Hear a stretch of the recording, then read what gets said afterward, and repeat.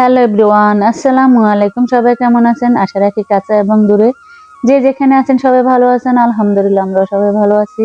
তো ভিউয়ার্স, এই ভিডিওটা আরো অনেক দিন আগের, এতদিন সময় পাই নাই তাই ভিডিওটা ছাড়তে পারি নাই।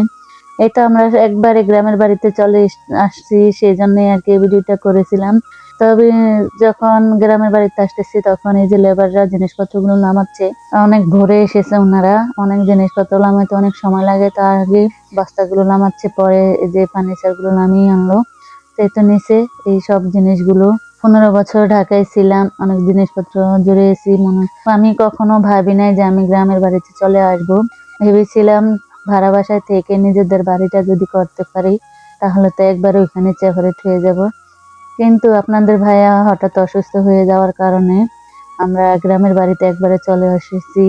উনি তো এবার অনেক অসুস্থ ছিল, তারপরেও বাহিরে গেছে। কিন্তু উনি বলতেছে যে আমি তো আর এখন এত টাকা খরচ করতে পারবো না, আমি অনেক অসুস্থ হয়ে গেছি, আবার হয়তো 6-7 মাস থেকে একবারে চলে আসতে পারি, তোমরা গ্রামের বাড়িতে চলে যাও। তো ভাগ্যের লিখন না যায় খণ্ডন, কি করব?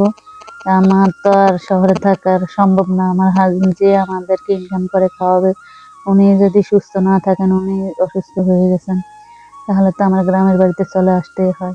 এই তো জিনিসপত্রগুলো সব গুছগাছ করে নিয়েছে আর আমাদেরকে আগেই যে গাড়ি দিয়ে পাঠিয়ে দিয়েছে। আমি আমার 2 মেয়ে আর ছেলের বউকে নিয়ে গাড়িতে করে চলে এসেছি। আর ট্রাকে করে আসবে 3টা ট্রাক।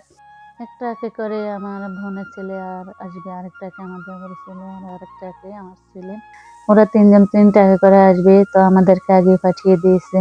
ঢাকায় থেকে এতদিন থেকে এখন অনেক খারাপ লেগেছে দেশে আসার টাইমে। তো এই তো আমার পাখিগুলো ভালো করে ঢাকনা দেয় নাই, এক ট্রাকের মধ্যে পাখি আর গাছগুলো। আমি তো বলতে পারবো না, এখন ভিডিও চালু করে ভিডিও করার সময় ভয়েস দেওয়ার সময় দেখলাম যে ট্রাকে যে বাতাসে পাখিগুলো অনেক ঠান্ডা লাগতেছে।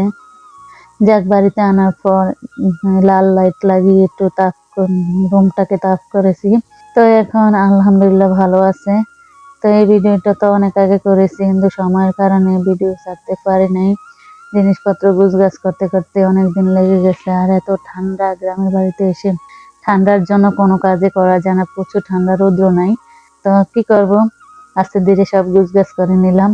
তো আপনাদের সাথে এই ভিডিওটা শেয়ার করলাম। তো আমার প্রিয় ভিউয়ার্স যারা আছেন, তারা আপনারা সবাই আমার জন্য দোয়া করবেন, আমি যেন আবার আগের মতো শহরের বাড়িতে যেয়ে থাকতে পারি। আমার জন্য সবাই দোয়া করবেন আর কি। কি বলবো, ভাষা খুঁজে পাচ্ছি না। তো আজকের জন্য বিদায় নিচ্ছি। সবাই ভালো থাকবেন, সুস্থ থাকবেন। পরবর্তী ভিডিও দেখার আমন্ত্রণ হলো। আল্লাহ হাফেজ।